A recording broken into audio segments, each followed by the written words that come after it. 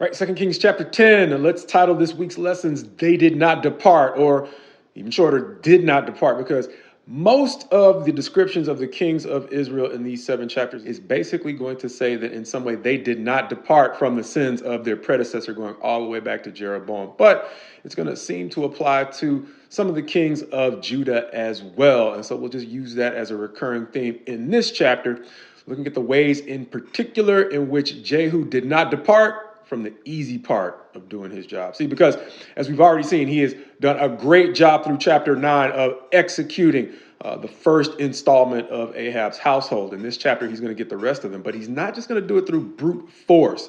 He's also going to seem to enjoy being cunning. And so he gets it. It's not enough just to have might on your side. You got to be wise in the way that you use it, but that's still not going to be enough by the time we get to the end of the chapter, where he's going to start off by saying, okay, I am in Jezreel, and I've gotten rid of Ahab's son and his ally, the king of Judah.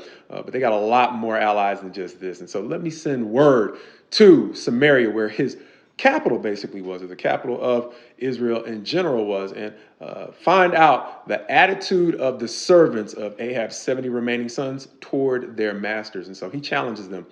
Pick the best remaining son you've got. Make him king and stand up and fight for him. I'm on deck. I'm on my way. But they're going to say, we're not so much interested in fighting, so what do you need?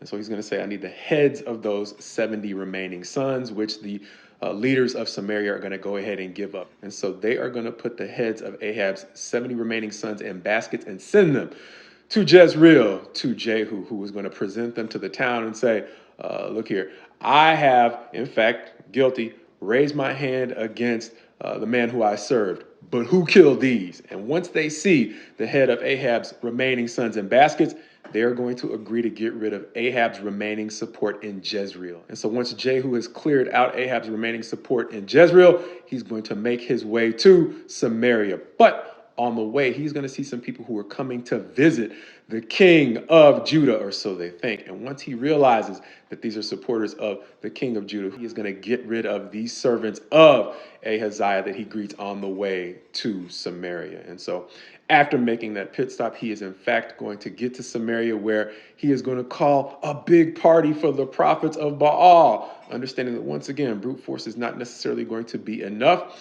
Once he gets rid of all of Ahab's remaining support, he is then going to get rid of the rest of his prophets, and he's going to do it in the form of a big party only for the servants of Baal. And so he's going to call for not only all of the servants of Baal in Samaria, but all of the servants of Baal throughout Israel. He's going to throw them a big party.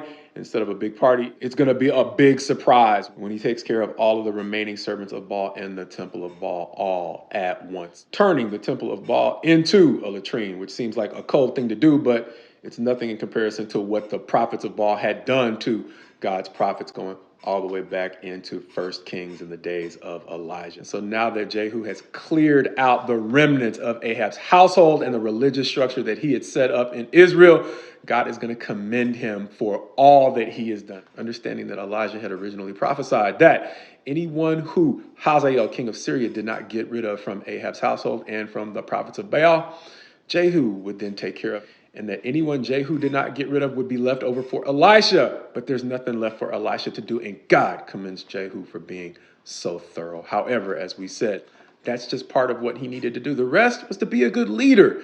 And so in order to do that, he needed to understand, as God stated from the very foundations of the nation, when they sought for a king, that king was going to have to be well versed in the laws of Israel. And so it seems that after his zeal for getting rid of Ahab and his household, he did not have quite as much zeal for understanding the law of the land. And to the degree that we are going to be successful, I'm firmly convinced that success involves embracing that side of the job we don't like to do so much, as we call it from time to time, borrowing from urban vernacular. That's the grind, right? And so the part of the grind that you love is great, but there's that part of the grind that you don't love so much, and your success a lot of times will have to do with how much you embrace the part of the grind that is not so fun.